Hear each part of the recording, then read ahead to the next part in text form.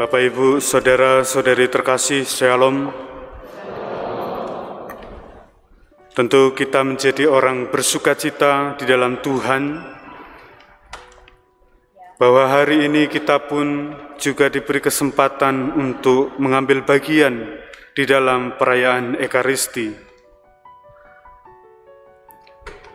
Di dalam mukjizat-mukjizat yang paling dahsyat di dunia ini, adalah mukjizat yang tidak pernah kita sadari, yaitu mukjizat yang terjadi di setiap pribadi manusia. Bahwa kita setiap hari mengalami mukjizat yang berasal dari Tuhan. Mukjizat yang sering kita alami justru membuat kita seringkali tidak pernah menyadari kita sedang mengalami mukjizat itu. Dan seringkali pula kita malah melihat dan haus akan penglihatan terhadap mukjizat-mukjizat di luar yang seringkali membuat kita terpana. Padahal seharusnya mukjizat yang terbesar yang kita alami adalah mukjizat pada setiap pribadi kita, yang membuat setiap mukjizat itu kita semakin menyadari betapa baiknya Tuhan Allah kita. Saudara-saudariku terkasih, dalam bacaan-bacaan hari ini, kita diajak untuk ambil bagian yang terbaik di dalam hidup kita.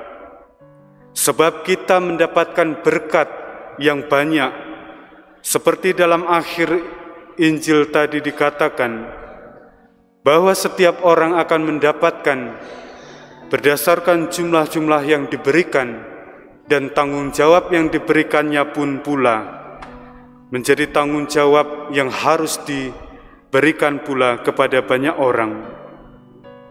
Saudara-saudariku terkasih di dalam Tuhan, menjadi berkat yang baik bagi sesama kita, pertama-tama kembali kepada siapa diri kita ini, bahwa kita ini adalah manusia-manusia yang dipilih oleh Allah sendiri untuk terikat dalam kerajaan-Nya.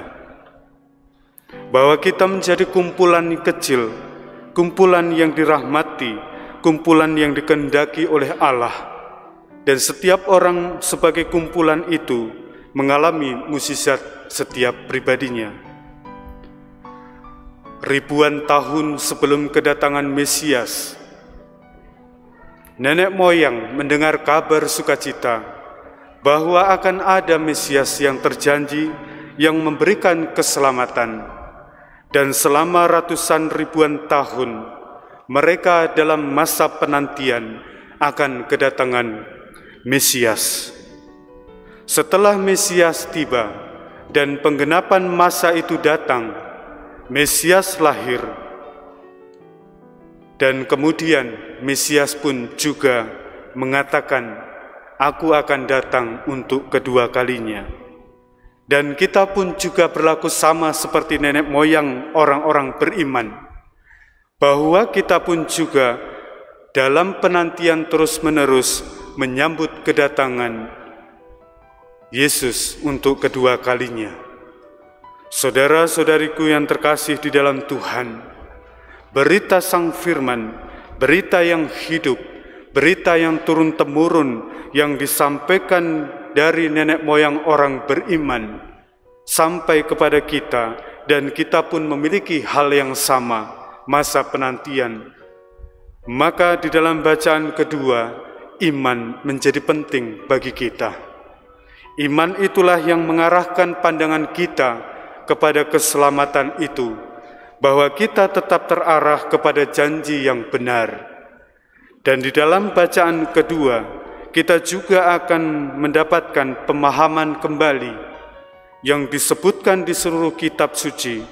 Keturunan yang berasal dari Ishaklah yang akan disebut keturunanmu. Bagaimana kita menjadi orang-orang yang percaya kalau kita meninggalkan Ishak sebagai orang yang disebut di dalam kitab suci? Sebelum kita menyebut yang lain, setelah kematian dan kebangkitan Kristus, Hal ini disampaikan berulang kali, bahwa keturunan yang berasal dari Ishak-lah yang akan disebut keturunanmu, dan keturunan itu menjadi penyelamat kita. Saudara-saudariku terkasih dalam Tuhan, warta sabda ini mengingatkan kepada kita semua, supaya kepada siapa kita beriman. Bahwa kita beriman membutuhkan suatu bukti setiap saat. Bapa kita amatlah kaya, Bapa kita amatlah maha rahim, dan Bapa kita adalah maha kuasa. Apakah kita datang kepadanya setiap saat, kepada Bapa yang sungguh kaya akan rahmat bagi kita? Jangan-jangan kita tidak pernah mendatangi Sang Bapa. Jangan-jangan kita juga tidak pernah hidup di dalam doa. Justru kita meninggalkan Sang Bapa, maka kita tidak mendapatkan apa-apa. Seolah-olah kita hanya mampu hidup dengan perjuangan kita masing-masing. Bapa kita amatlah kaya akan rahmat, maka Ia menantikan orang-orang untuk datang kepadanya. Setelah datang, Ia akan memberikan rupa-rupa rahmat bagi setiap orang yang membutuhkan. Maka kita diminta untuk terus-menerus datang dan berpengharapan di dalam nama Allah yang Maha Kuasa. 3 hari lalu kami mengadakan pertemuan, dan di sana dikatakan, apakah orang Katolik itu sungguh-sungguh hidup dalam doa? Jangan-jangan hanya sibuk di dalam doa sebelum makan dan sesudah makan. Hanya itu kemampuannya. Ya bukan? Atau kualitas hidup kita meningkat? Memang paling tampak adalah doa makan, karena doa makan itu menimbulkan sukacita. Apalagi isi makanannya ada sesuatu yang menarik perhatian. Saudara-saudariku terkasih dalam Tuhan, setiap orang mempunyai tingkat spiritualitas yang berbeda. Namun kita pun semua dituntun oleh Kristus supaya kita mempersiapkan kehidupan kita dengan iman kita untuk menyambut Sang Tuhan yang akan memahkotai kita dalam kerajaan abadi. Oleh sebab itu, kita pun diajak pula untuk senantiasa mengembangkan cara hidup kita berdoa kepada Allah.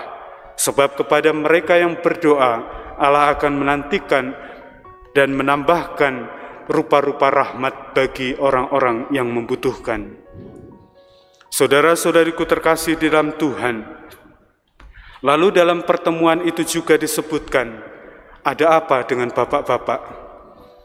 Kenapa setiap kali pendalaman iman, seringkali hanya ibu-ibu yang datang? Bapak-bapaknya kemana? Dalam hal ini, kita juga mengetahui bahwa kesibukan-kesibukan yang dilakukan dengan meninggalkan Allah, seolah-olah kita sedang mampu berjuang sendiri. Tetapi kalau kita menyadari, bapak-bapak kembalilah pulang untuk berdoa, karena Tuhan yang akan membantu mengerjakan segala sesuatu bagimu. Perlu kita sadari pula, di dalam setiap kesibukan kelelahan kita, bukan kekuatan kita yang utama, tetapi cara kita mengandalkan Allah yang utama. Maka seringkali menjadi kritik bagi kita, bagaimana anak-anak itu akan ditopang imannya kalau keluarga itu, terutama bapak dan ibu, tidak bersatu di dalam iman untuk Sang Buah Hati.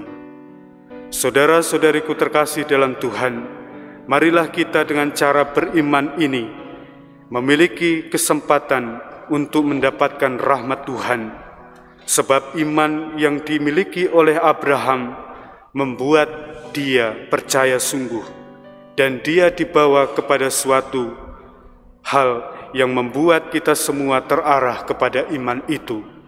Abraham tetap percaya kepada Tuhan sebagai sosok bapak, sebagai sosok laki-laki, sebagai sosok tuan atas hamba-hambanya. Ia mengandalkan Allah. Maka Tuhan menjanjikan yang terbaik, memberikan keturunan yang terbaik, dan dari keturunannya lah menimbulkan keselamatan bagi kita semua. Maka iman kita menjadi dasar penting di dalam cara kita hidup, di dalam cara kita mengimani Kristus, dan di dalam cara kita percaya kepada Kristus dan kita mendapatkan keselamatan itu. Marilah saudara-saudariku yang terkasih, seperti kata Yesus hari ini, supaya kita mempersiapkan yang terbaik untuk menyambut kedatangannya. Tuhan memberkati.